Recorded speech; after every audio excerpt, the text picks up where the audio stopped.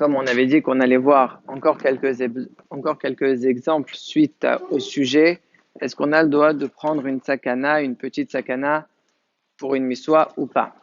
Alors on va prendre aujourd'hui la question suivante. On va essayer de la répondre justement avec ce qu'on a étudié avant. La question c'est, on sait tous que dans le corps humain, il y a beaucoup de membres et Akadosh Baruch Hu, il a créé l'homme, que chaque membre il a sa fonction. Dans le corps, il y a les reins. On a chacun, tous ici, deux reins. Et c'est eux qui font fonctionner le corps. Maintenant, quand quelqu'un il grandit, il prend de l'âge, ça arrive parfois où les reins ne fonctionnent plus. Alors, il y a des solutions. Comment faire par des machines qui font le même travail. Le problème, c'est que ça ne marche pas pour le long terme. Pour toujours, c'est pas bon. La vraie solution, c'est quoi? C'est de faire une greffe. Ça veut dire quoi? Il y a quelqu'un qui donne un de ses reins et comme ça, le corps qui ne marche pas très bien, il va marcher avec ce nouveau rein. Et l'autre, il travaillera avec un seul. Même avec un seul, ça peut fonctionner. Des fois, ça ne fonctionne pas, mais ça peut fonctionner. La sheila, elle est-ce qu'un homme, il a un hayouv de prendre ce danger-là pour sauver son ami ou pas? Est-ce qu'on lui dit, tu n'as pas le droit ou est-ce que tu as le droit? Et s'il veut être mahmir, est-ce qu'on le laisse ou pas? Alors ça, justement, ça va se répondre avec la question qu'on vient de donner. Tout d'abord, ça commence avec le Yerushalmi. Le Yerushalmi, lui, il dit, le passour qui dit l'otamod al-dam ra'acha. Qu'est-ce qu'il veut dire? Si on traduit, tu ne dois pas te retenir devant le sang de ton ami, de ton frère.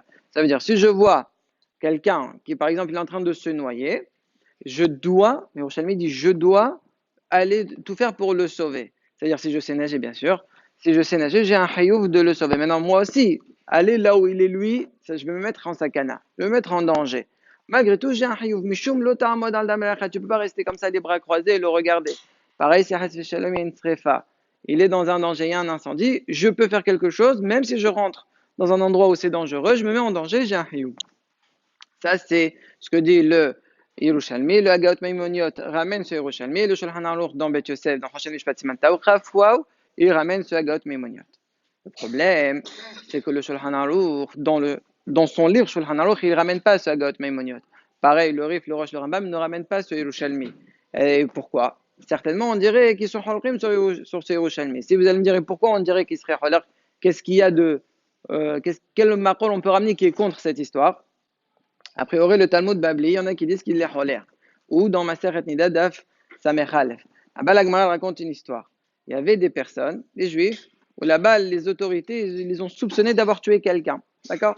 Alors, là-bas, à l'époque, si on soupçonne quelqu'un qui l'a tué, il est Hayav Mita direct, même si on n'a pas des preuves, même si. Rien qu'un suspect, ça y est, un soupçon, c'est fini. Ils sont hors game. Ils sont partis voir Rabbi Tarfon. Ils lui ont demandé, cache-nous. Au moins chez toi, il y a une chance qu'ils ne nous trouvent pas. Mais si on reste comme ça, c'est sûr qu'ils vont nous trouver. Directement, c'est sûr que c'est la mita. Rabbi Tarfon, il leur a dit, moi aussi je me mets en sakana. Imaginons que vraiment vous avez tué et qu'ils vous trouvent chez moi, ils vont tuer aussi Rabbi Tarfon. Donc Rabbi Tarfon, il n'a pas voulu le recevoir. La Gemara, entre parenthèses, elle dit, mais voilà, c'est le Lachon Hara qu'ils ont raconté sur eux-mêmes. Un homme ne doit pas être Mechabel le Lachon Hara. La Gemara dit quand même, il faut quand même craindre. Ça veut dire, tu as entendu quelque chose, fais attention pour ne pas te mettre en sakana. Donc il n'a pas voulu, il leur a donné des solutions pour qu'ils se sauvent eux-mêmes par leurs propres moyens. Qu'est-ce qu'on voit d'ici? Voilà, eux, c'est une sakana vadaït. Rabbi Tarfon, c'est safek. Safek, normalement, tu dois te mettre en sakana. Le fait que Rabbi Tarfon ne les a pas pris, ça montre que Rabbi Tarfon, donc le Talmud Babli, pense que non, un homme, il n'a pas un riyouv de se mettre en danger pour sauver son ami. Donc, est-ce que Babli a sur les Yerushalmi ou pas? Si oui, donc la halakha est Babli, puisqu'il est battra par rapport au Talmud Yerushalmi. Alors, comment on fait dans tout ça? On voit qu'on est Bessafek. C'est pour cela que, selon le lat base qu'on avait cité, la halakha, il sort comme ça.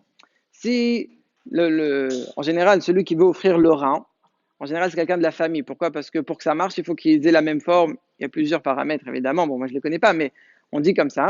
Donc, en général, c'est un frère ou une sœur qui veut donner. Est-ce qu'elle a un hayouv ou pas? Hayouv, elle n'a pas. Pourquoi? Parce que l'opération elle-même, c'est une sakana. Et après, est-ce que ça va marcher? C'est pas sûr. Est-ce que la personne qui a donné elle-même, elle va s'en sortir avec un seul? Ça aussi, c'est pas sûr.